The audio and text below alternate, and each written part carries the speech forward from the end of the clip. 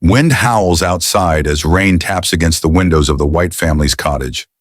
Mr. and Mrs. White sit by the fire with their son, Herbert, enjoying a quiet evening.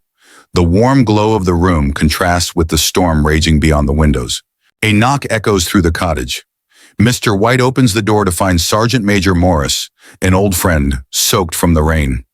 He steps inside, shaking off the cold, his face heavy with untold stories.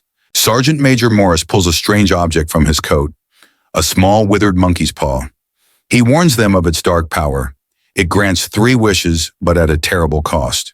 Mr. White takes the paw despite Morris's warnings. The soldier shakes his head, knowing they cannot resist the temptation of wishes. Herbert laughs at the whole idea, calling it nonsense. The family shrugs off their unease and goes to bed. The next day, a man from the factory arrives with grim news. Herbert was killed in an accident.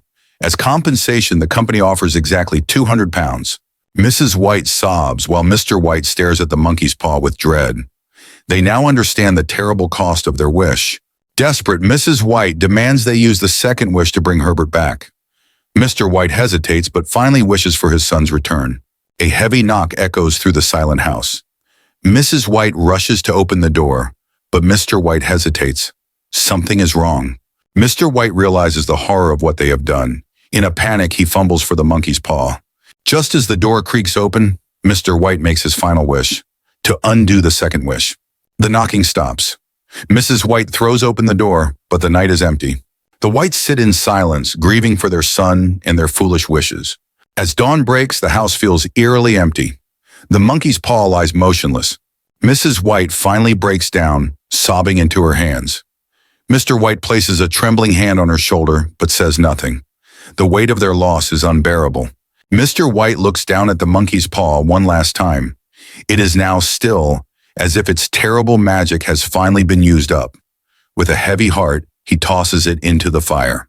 The chair where Herbert once sat is now empty. The house feels quieter than ever, as if even time itself mourns with them. Mr. and Mrs. White step outside into the morning light. The world looks the same, but they are forever changed. They walk side by side, holding hands, knowing now that fate should not be tampered with. The monkey's paw is gone, but its lesson remains. The Whites have lost much, but they now understand. Life is meant to be lived, not controlled.